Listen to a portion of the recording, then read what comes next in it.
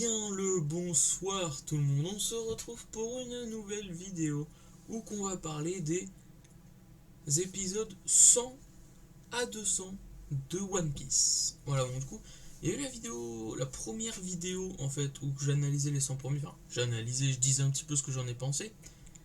Et là du coup voilà, ça fait longtemps que je l'ai faite, je vais vous expliquer après pourquoi. Mais là du coup on va enchaîner sur les 100 d'après. Alors du coup dans ces 100 épisodes, qu'est-ce qui s'est passé déjà? Il y a eu la fin de l'arc Alabasta, de l'épisode 100 jusqu'à l'épisode 135-140, c'était la fin de l'arc Alabasta. Alors du coup vraiment cet arc là, j'ai fait ma vidéo résumé des 100 premiers épisodes, et j'ai rush la fin de l'arc Alabasta, parce que c'était vraiment bien, et voilà, j'avais juste vraiment envie de connaître la fin et passer à la suite. Et au final, je suis pas du tout passé à la suite. Alors on va pas parler beaucoup de l'arc Alabasta, parce que justement ça fait très longtemps que j'ai regardé, parce que je les rush vraiment après la vidéo des 100 premiers épisodes One Piece, mon analyse, j'ai vraiment rush la fin de l'arc Alabasta. Et ensuite, l'arc Alabasta déjà était vraiment sympa. Vivi, je l'appréciais énormément, mais elle est partie. À la fin de l'arc Alabasta, c'est très triste. Je sais pas si on la revoit un jour, mais j'aimerais bien parce qu'elle était très sympa. Ensuite, les fights de l'arc Alabasta étaient vraiment sympas. Après, l'arc n'était pas incroyable non plus, mais c'était vraiment bien. Voilà, des bons fights et tout. Un peu long à se mettre en place, mais c'était sympa. Ensuite, il y a eu ma très très grande pause. Tout simplement, ça faisait longtemps que j'avais envie de me mettre une sieste. Je me suis dit, vas-y, je suis en fin de. J'ai fini l'arc Alabasta. Je viens de regarder 150 épisodes de One Piece en allant assez vite pour les 150 premiers épisodes. Du coup, je vais faire une petite pause, voilà, parce qu'en plus 900 épisodes, enfin 970 là je crois ils ont atteint.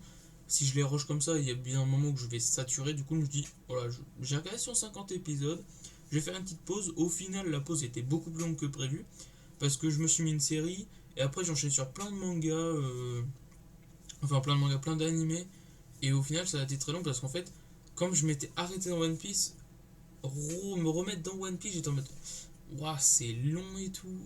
Et en fait, il y a 2 3 semaines, plutôt 2 je dirais, j'ai débuté un abonnement Crunchyroll avec mon frère et tout.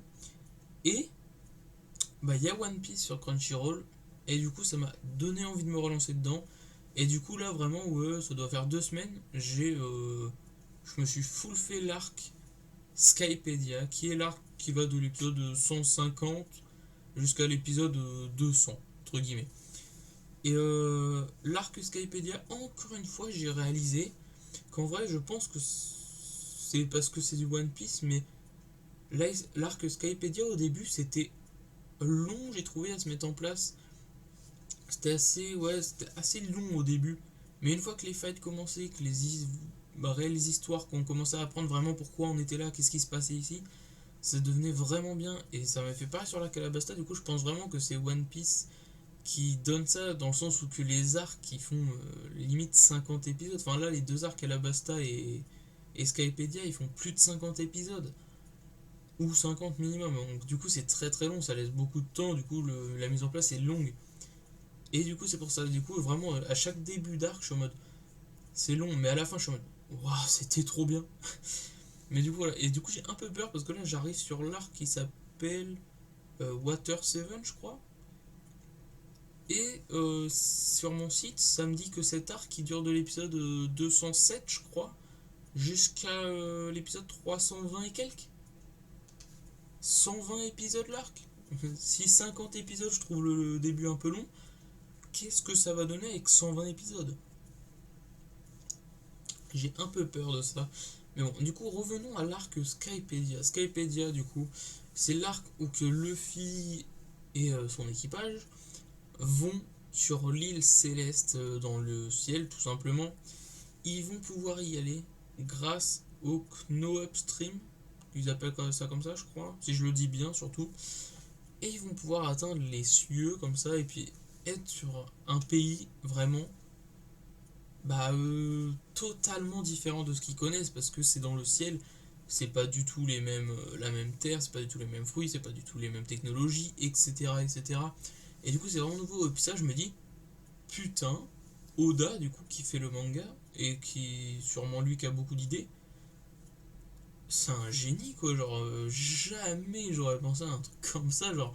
Alors, on est sur un animé où c'est des pirates, ils sont sur l'eau. Attends, parce que là, faut qu'on brain un peu le truc. Hop, on va aller dans le ciel. Ouais, c'est des pirates, mais ils vont aller dans le ciel. What the fuck? Je n'aurais jamais eu l'idée. C'est un putain de génie. Mais voilà, du coup, cet arc était bien. Et l'histoire, c'est en gros, ils vont dans le ciel. Et il y a un dieu, Einer, qui est nouveau. C'est un nouveau dieu. En gros, il y a 6 ans avant qu'ils arrivent, il a pris le pouvoir par la force.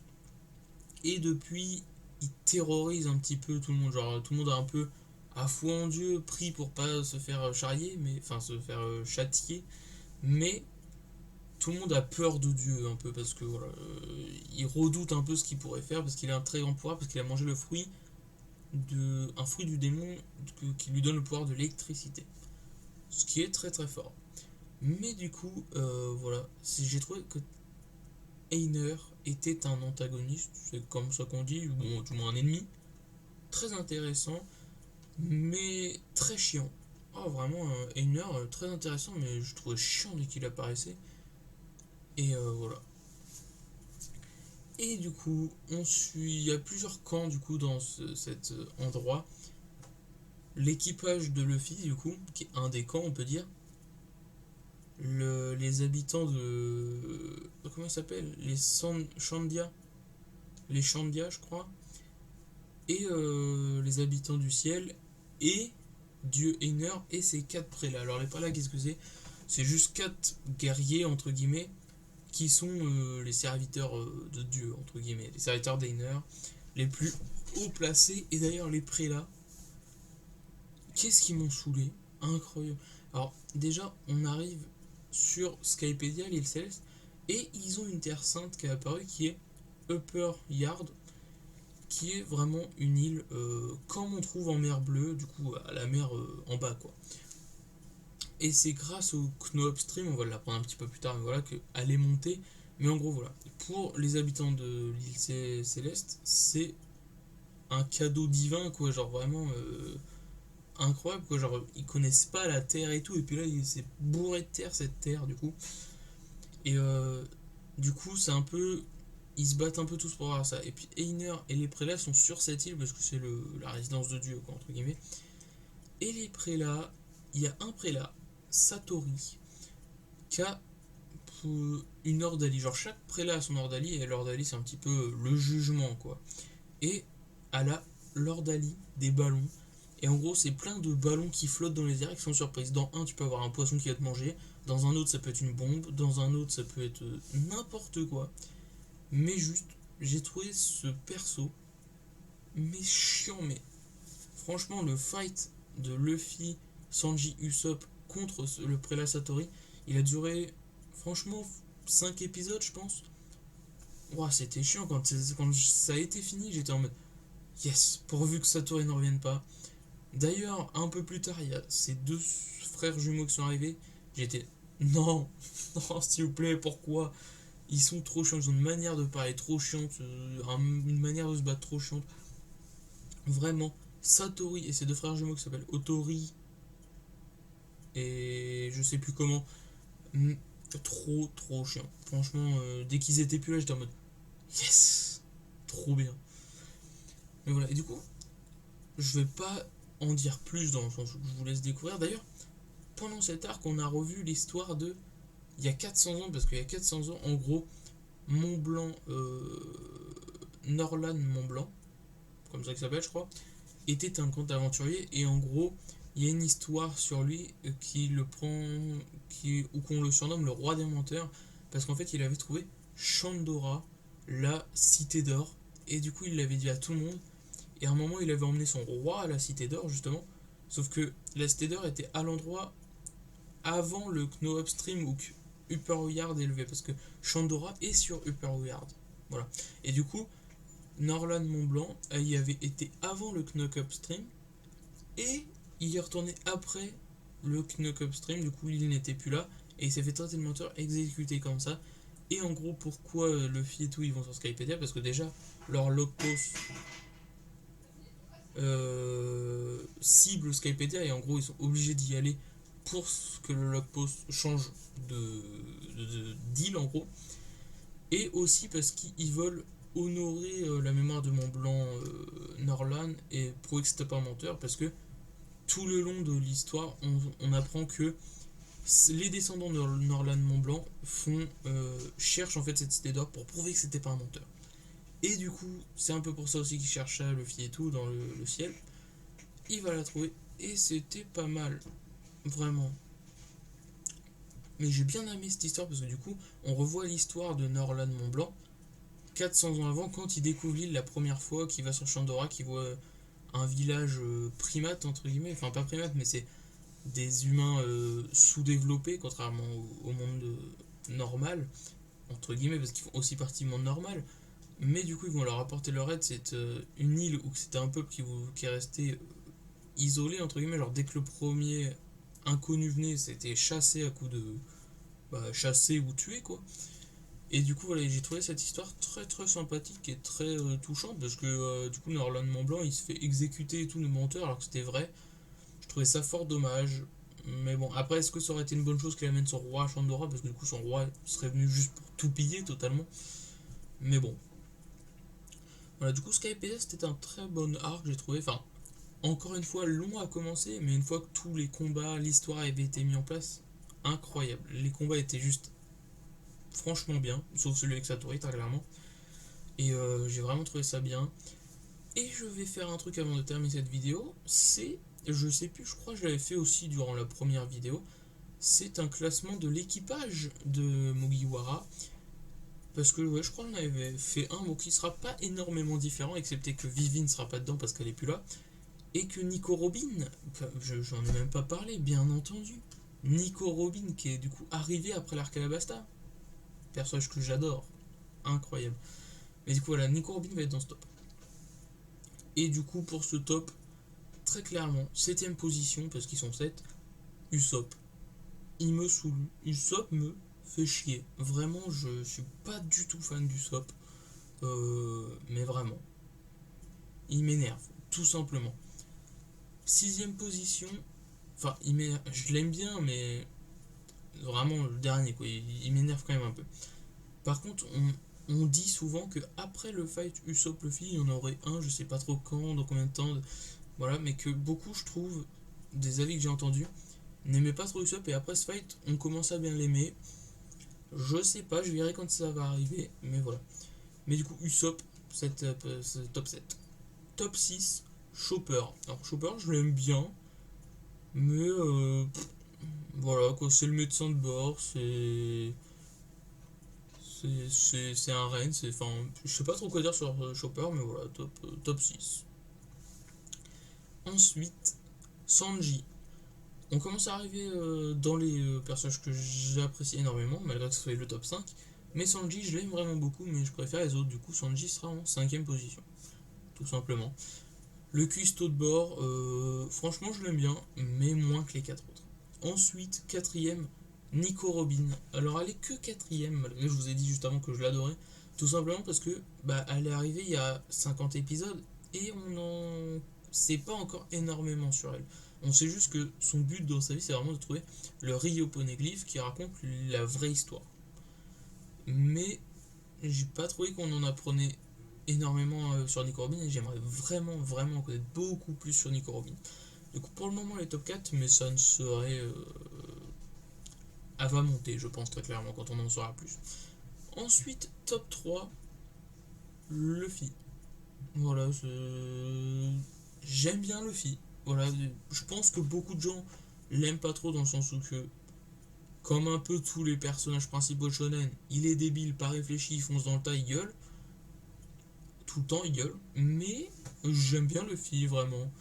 Par contre, je déteste Luffy, c'est quand, du coup, il graille tout le temps, mais quand il surgraille et qu'il devient obèse. Genre, je sais pas pourquoi, de voir Luffy comme ça m'énerve. J'ai pas envie de le voir comme ça, ça m'énerve. D'où parce qu'il mange, il devient obèse, quoi.